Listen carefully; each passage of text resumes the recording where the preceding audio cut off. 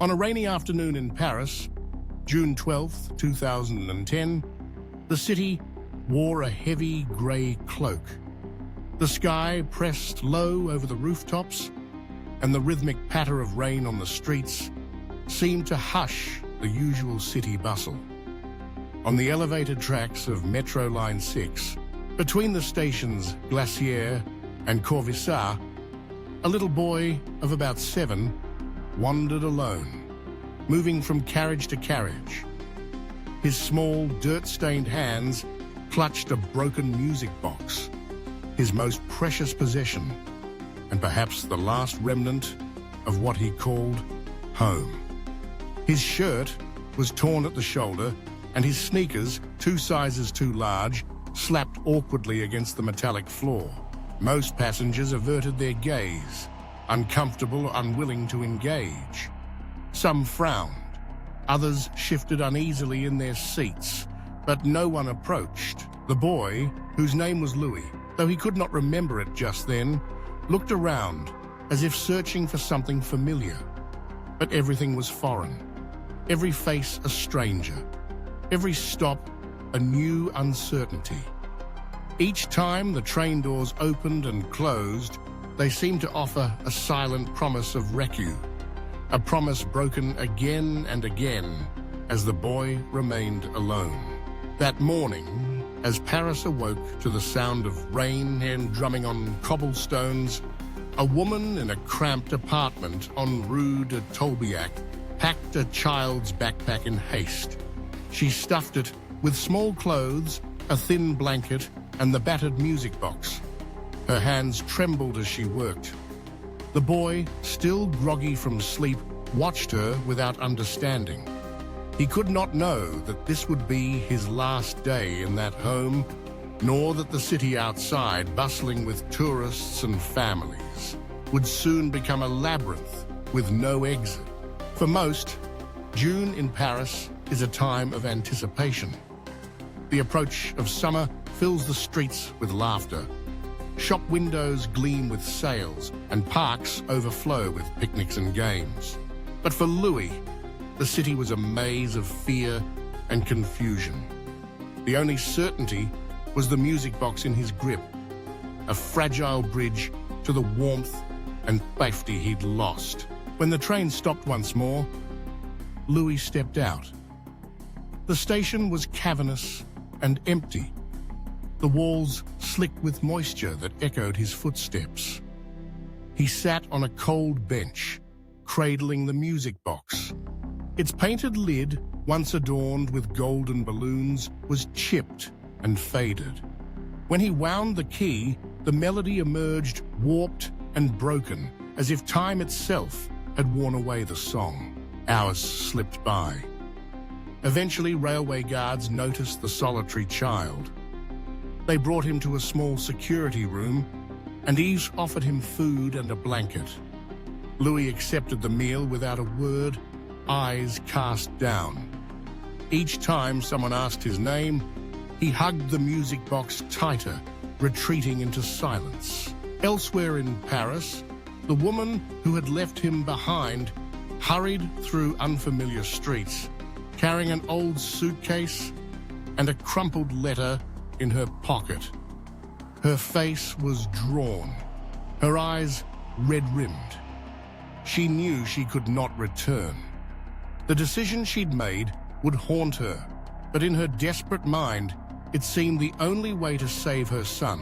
The police opened an investigation, but without a name, without a missing persons report, and with a child who would not speak, the killer became a shadow, elusive and difficult to trace. With no documents, no clues, Louis was taken to a temporary shelter in Montmartre, a cold place with faded murals on the walls and the lingering scent of reheated soup. At the shelter, Louis met other children, each carrying their own unspoken burdens. He never let the music box out of his sight. At night, lying on a thin mattress, he would wind the rusty key and seek comfort in the broken melody. Sometimes, Tears traced silent paths down his cheeks before he even realized he was crying. Weeks passed. The authorities searched for information, but nothing surfaced. There were no reports of a missing child, no pleas for help. In the system, Louis was invisible, one lost boy among many. One grey July morning, a social worker named Claire arrived at the shelter. She had unruly red hair pinned in a loose bun and eyes that seemed to see beyond words. When she found Louis curled in a corner, clutching his music box, she sensed something different about him. She didn't ask questions at first. She simply sat beside him in quiet companionship. They stayed like that for minutes that felt like an eternity. Claire was not content with the official reports. Something about Louis's silence, his fierce grip on the music box, told her there was a deeper story. One afternoon, she examined the box more closely and noticed a faint inscription on the bottom. Pour mon petit Louis avec tout mon amour, Mamie.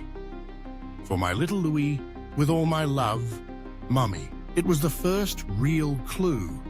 A chill ran down Claire's spine. She knew this detail could unlock the mystery. With this new lead, Claire persuaded her supervisors to let her pursue a more personal investigation. Instead of combing through databases, she visited the neighborhoods near the station where Louis had been found. She spoke to bakers, grocers, laundresses, people who remembered faces and stories. One day, a flower seller on the sidewalk recalled a young woman who used to pass by with a small boy. They kept to themselves, as if wary of attention. The description matched Louis. Piece by piece, Claire gathered fragments of memory from the neighborhood. She learned that the woman's name was Emily. She seemed to be running from something, working odd jobs in cafes, never staying long in one place. She was often seen with the same music box now held by Louis. Determined, Claire searched hospital and social service records from that period. After weeks of quiet persistence, she found an old medical file. Emily Laurent, 27 years old, diagnosed with post-traumatic stress disorder. No emergency contact, no close family listed. The trail led Claire to a rundown building on the outskirts of Paris, where Emily had briefly stayed. The building manager, an elderly man with a slow, gravelly voice, remembered Emily and her son. He recalled how frightened she seemed, especially around men in uniform. One night, she fled with the boy in her arms and never returned. Gradually, the truth emerged, like a painting revealed by rain. Emily was running from a past that haunted her, a violent relationship that left invisible scars. With no resources, no support, and no longer believing she could keep her son safe, she made a desperate choice. In her tormented logic, leaving Louis on the metro was the only way she could imagine him being found and cared for. Meanwhile, Louis remained at the shelter, but slowly, he began to trust Claire.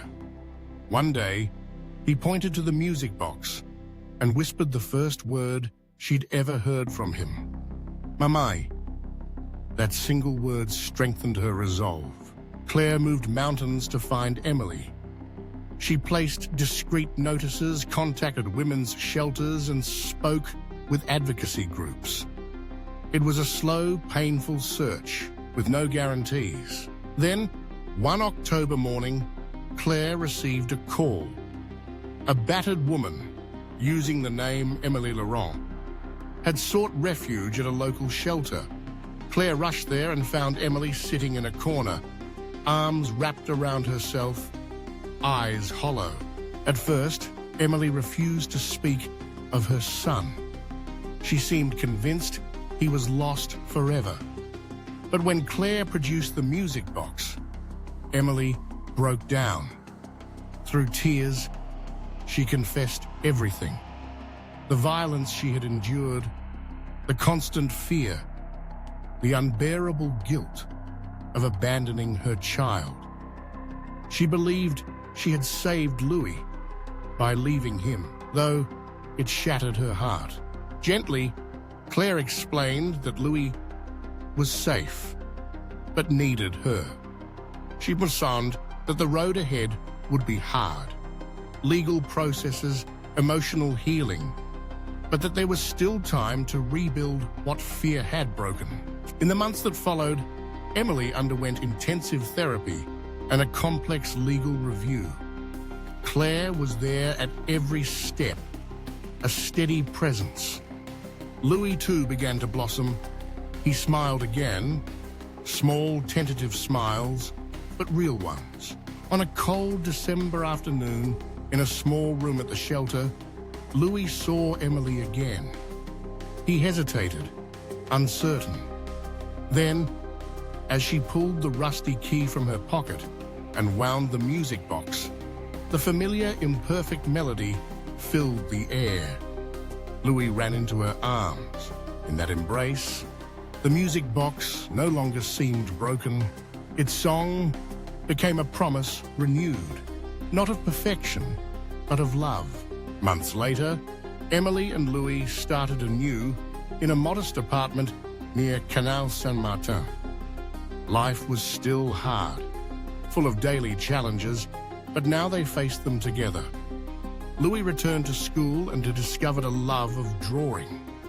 Emily found work in a flower shop, surrounded by colors and scents that soothed old wounds. Claire visited often, always welcomed with hugs. She knew she hadn't saved them.